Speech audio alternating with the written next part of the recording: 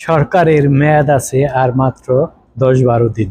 সরকার কিন্তু ক্ষমতা সহজেই ছাড়বে না এবং তাতে কি হবে?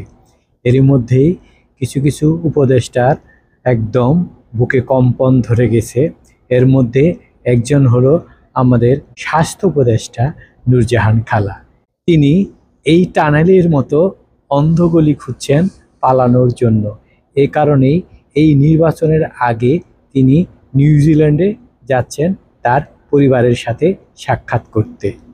১ জানুয়ারি তিনি নিউজিল্যান্ডের উদ্দেশ্যে রওনা দিবেন, কিন্তু এরই মধ্যে মন্ত্রণালয় ছড়িয়ে পড়েছে তিনি আর সেই অন্ধকার টানেল থেকে ফিরে আসবেন না। তার ৭ তারিখে ফিরে আসার কথা থাকলেও তিনি ফিরে আসবেন না। আমি এ সংক্রান্ত পরিপত্র আমার প্রথম কমেন্টস বক্সে দিয়ে রাখছি।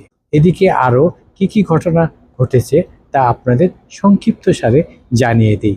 এই নূরজাহান খালাকে, যার নাম নূরজাহান বেগম, তাকে স্বাস্থ্য উপদেষ্টা হিসেবে নিয়োগ দেওয়া হয়েছে ইউনূসের গ্রামীণ ব্যাংক কোটায়।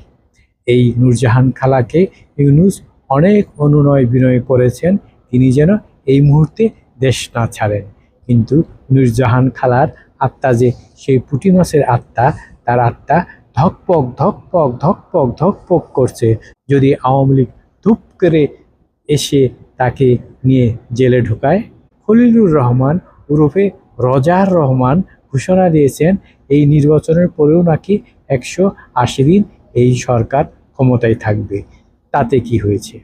আরেকটা বিষয় হলো, বিএনপি কিংবা জামাত যাই আসুক, তারা কিন্তু এই উপদেষ্টাদের বিচার করবে না, কারণ তাদের কারণেই এরা ক্ষমতায় আসবে। কিন্তু তবুও কেউ ভরসা পাচ্ছে না। শুধু এই নূরজাহান খালা নয়, ইতিমধ্যে অনেক উপদেষ্টা বিদেশ পালিয়ে যাওয়ার জন্য প্রস্তুতি নিয়েছেন, খুঁজছেন এরকম অন্ধকার গলি, কারণ তারা ভরসা করতে পারছেন না।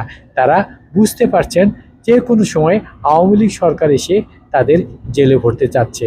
আর এই ইউনূস সরকারের প্রতি শুধু জনগণ কেন, এই উপদেষ্টারও কোনো আস্থা নেই, তাই তারা তড়িঘড়ি পালানোর চেষ্টা করছে। সবাই ভালো থাকবেন।